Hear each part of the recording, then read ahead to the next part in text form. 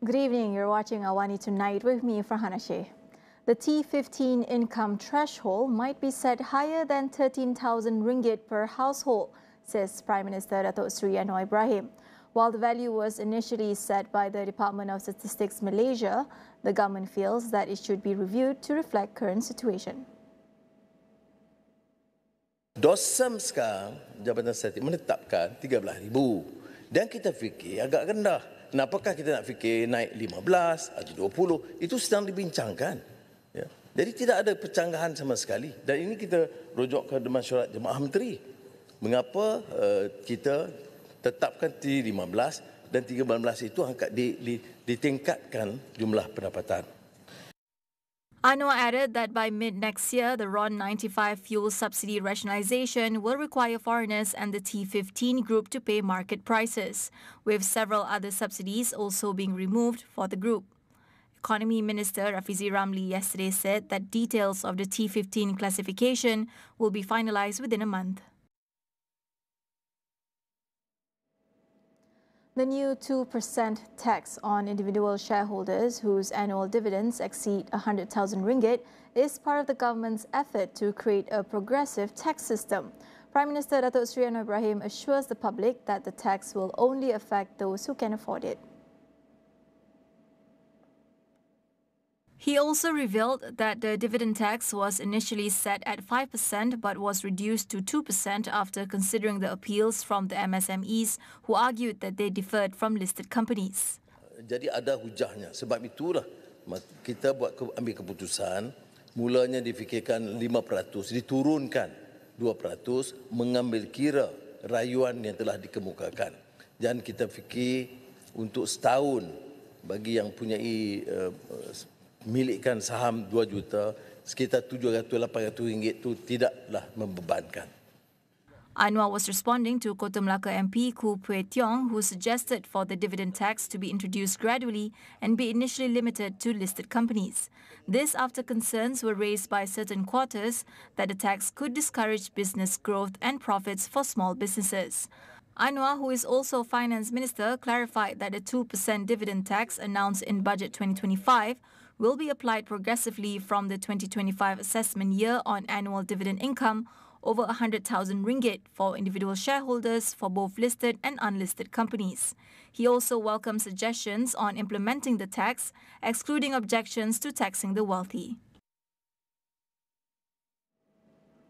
The Finance Ministry reveals that the National Scam Response Centre, NSRC, has received 122,603 calls, including fraud complaints and public advisory services, since it began operations on October 12, 2022 till August 2024. These complaints incurred total losses for victims amounting to 371 million ringgit. The ministry said with additional security measures implemented by financial institutions starting September 2022, illegal and suspicious transactions totaling 383 million ringgit were successfully blocked in 2023. It noted that phishing and malware-related fraud cases reported to the NSRC have also shown a downward trend. The MOF assured that security measures are continually enhanced, with Bank Negara Malaysia updating its eKYC policy to strengthen identity checks and combat mule accounts alongside a kill switch for users to freeze accounts if suspicious activity arises. Additionally, the establishment of the National Fraud Portal will also enhance the NSRC's ability to track funds. In other news, a total of 707 Malaysians involved in overseas job scam syndicates have been rescued and returned home as of yesterday. Deputy Foreign Minister Datuk Muhammad Alamin says an additional 199 individuals are currently being tracked, bringing the total number of Malaysians affected by foreign job scams to 906. He added that they were rescued with the cooperation of the Foreign Ministry, Malaysian embassies abroad, the police and local authorities. Kementerian ini melalui perwakilan Malaysia di luar negeri akan mengadakan sesi libat urus dengan pihak berkuasa tempatan bagi mendapatkan bantuan untuk mengesan keberadaan mereka, memudah cara untuk melepaskan atau menyelamatkan mereka daripada sindiket penipuan dan seterusnya penghantaran pulang mereka ke Malaysia.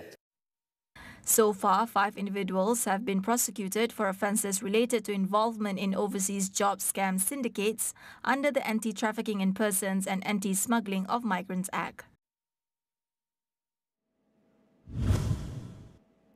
The government plans to introduce an additional 50% tax deduction for employers who provide up to 12 months of paid leave for employees engaged in caregiving, as part of other family-friendly measures announced in Budget 2025.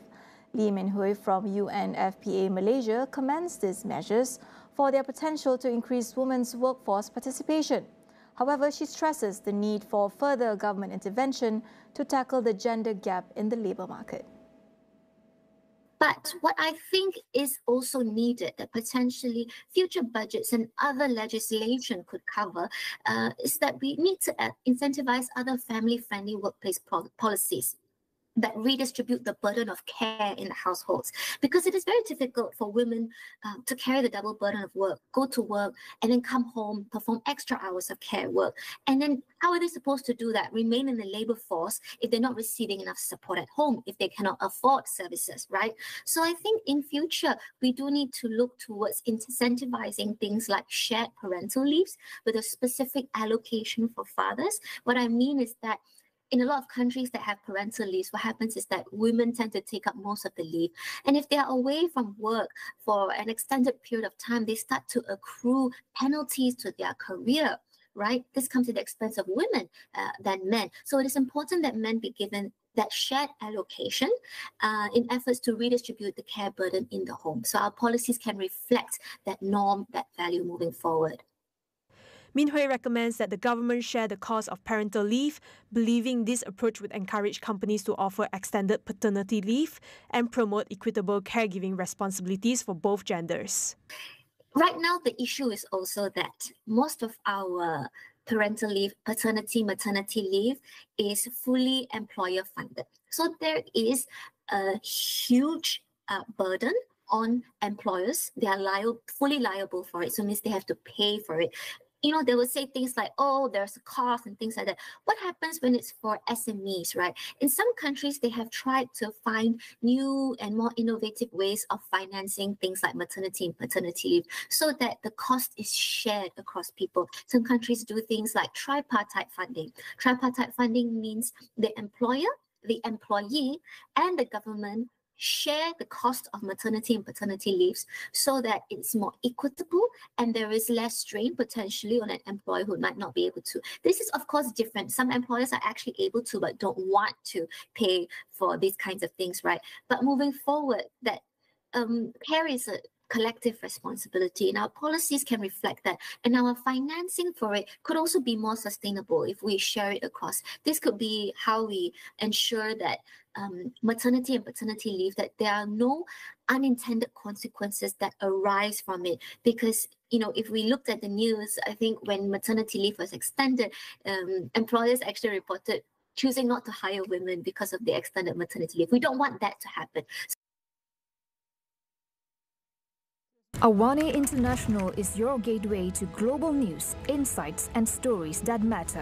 From breaking headlines to in-depth analysis, stay connected with the world right here where you won't miss a beat.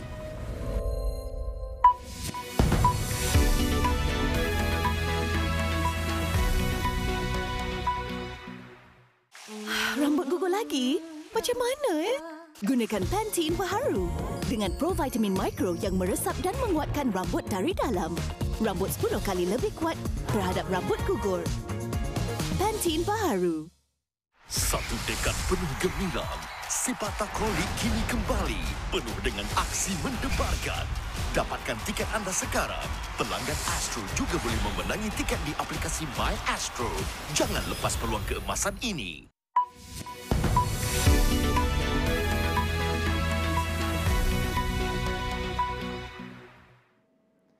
Welcome back. Workers sifted through the site of an Israeli strike in Lebanon's Yomor in Bekaa Valley, where buildings were leveled to the ground. At least 60 people were killed and dozens wounded in Israeli strikes there, according to two security sources and the mayor of Baalbek, who spoke to Reuters. Israel launched its major offensive in Lebanon a month ago. According to them, it was targeting the heavily armed Iran-backed Hezbollah group to secure the return home of tens of thousands of Israelis evacuated from the north due to cross-border rocket attacks. Beirut authorities say Israel's Lebanon offensive has killed more than 2,500 people and displaced more than 1.2 million, sparking a humanitarian crisis. Meanwhile, Israel has passed a law to ban the UN Palestinian Refugee Agency, UNRWA, from operating in the country. This comes as lawmakers claim involvement of UNRWA staff in Hamas's October 7, 2023 attack, and for some having membership in Hamas and other armed groups.